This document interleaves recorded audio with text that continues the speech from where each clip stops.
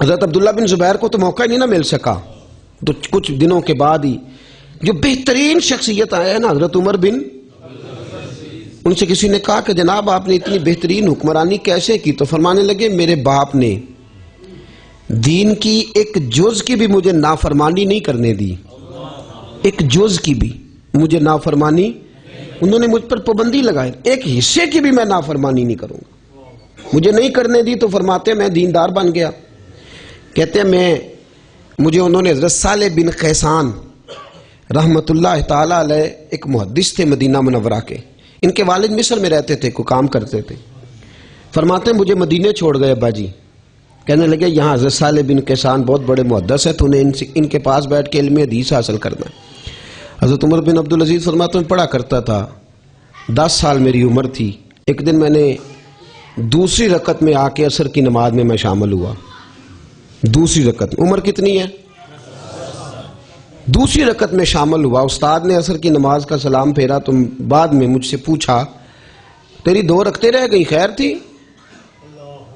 کہنے لگے حضور میں بالوں میں کنگھی کر رہا تھا تو کنگھی کرتے کرتے دیر ہو گئی، 2 رکعتیں رہ گئیں، کنگھی کرتے کرتے ساڑھے کول جواب ہے کہ چلو بال ہے،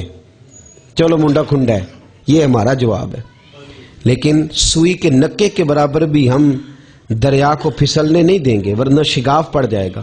حضرت صالح بن قیسان نے 3 تھپڑ منہ پہ مارے، فرمایا کنگھی زیادہ ضروری تھی یا تکبیر اولیٰ زیادہ ضروری تھی؟ 3 تھپڑ مارے، یہاں بس نہیں کی، انہوں نے خط لکھا ان کے والد کو، فرمایا آپ میری ڈیوٹی لگا کے گئے ہیں، فلاں دن فلاں تاریخ آپ کے بیٹے نے عصر کی نماز کی 2 رکعتیں چھوڑ دی ہیں کنگھی کرتے ہوئے، کل اگر صحیح نمازی نہ بنا تو مجھ سے شکایت نہ کرنا۔ خط کہاں جا رہا ہے؟ مصر، اس لیے نہیں کہ کام نہیں کرتا، فرمایا آپ کے بیٹے نے کنگھی کرتے وقت 2 رکعتیں نماز چھوڑ دی ہے، کل کو صحیح مسلمان نہ بنا شکایت نہ کرنا۔ اب وہاں خط گیا تو وہ سیانے بندے تھے، مولوی کی بات آئی تھی، انہوں نے کھول کے وہ ہنسے نہیں کہ دیکھو مولوی صاحب اب کیا کرنا چاہ رہے ہیں، 10 سال دے بچے کو وعدہ گھاٹا ہو ہی جاتا ہے نا۔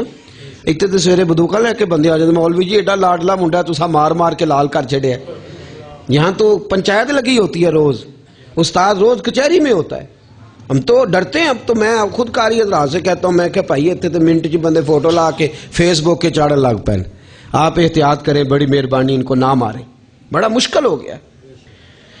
کہا جناب 2 رکعتیں چھوڑ دی ہیں، خط لکھا، اب وہ بھی وہاں خاموش نہیں ہوئے، ان کا جو خاص دوست تھا نا اس کو بلایا، کہنے لگے یار میں بڑا پریشان ہوں، کیا ہوا؟ کہنے لگے یار بیٹے کو مدینے میں نے تربیت دین کے لیے چھوڑا ہے، اس کے استاد کا خط آیا ہے، اس نے کنگھی کرتے وقت 2 رکعتیں ضائع کر دی ہیں۔ کہا حضور کیا حکم ہے؟ فرمانے لگے یہ 4000 دینار لے اور مدینے جا اور میرے بیٹے کو پکڑ کے حجام کے پاس لے جا، اس کی ٹینڈ کرا دے، نہ سر پہ بال ہوں گے نہ آج کے بعد اس کی نماز کی رکعتیں چھوٹیں گی، جا کے ٹینڈ کرا دے۔ حضرت عمر بن عبدالعزیز فرماتے ہیں مصر سے بندہ آیا، 4000 دینار باپ نے خرچ کیے، فرماتے ہیں گردن سے پکڑ کے حجام کے پاس لے گیا، میں نے کہا چچا بات تو سنو، فرمایا کاہے کی بات سنوں؟ فرماتے ہیں میرے بال اتروائے، ٹینڈ کرائی، میں نے کہا جی کیا مطلب ہے؟ فرمانے لگے تیرے باپ نے بھیجا ہے، اس نے کہا تیرے استاد کا خط گیا ہے، تو نے 2 رکعتیں چھوڑ دی ہیں، تیرے سر پہ بال نہیں ہوں گے تو تیری جماعت کی رکعتیں نہیں رہیں گی، آج کے بعد احتیاط کرنا تیرا استاد دوبارہ شکایت نہ کرے۔ میرے عزیز دین کے جب جز کا انکار کرتے ہیں نا، میں اور تو جز کا، میرے اعلیٰ حضرت اعلیٰ بات ارشاد فرماتے ہیں، آپ فرماتے ہیں علماء اگر مستحب چھوڑیں گے تو لوگ سنت چھوڑیں گے، فرماتے ہیں علماء مستحبات بھی نہ چھوڑیں، میرے جیسے بے عمل عالم کے لیے بات کرتے ہیں سمجھاتے ہیں، جو بنا پھرتا ہے بھی نہیں، کہتے ہیں مستحب نہ چھوڑنا ورنہ لوگ سنت چھوڑ دیں گے، اور اگر تم نے سنت چھوڑی تو لوگ مؤکدہ چھوڑ دیں گے، تم نے مؤکدہ چھوڑی تو لوگ واجبات چھوڑ دیں گے، اور تمہارے واجب رہ گئے تو یاد رکھنا ماننے والوں کے فرض رہ جائیں گے۔ احتیاط کرنا، احتیاط، چھوٹا سا سوراخ بھی بند رکھو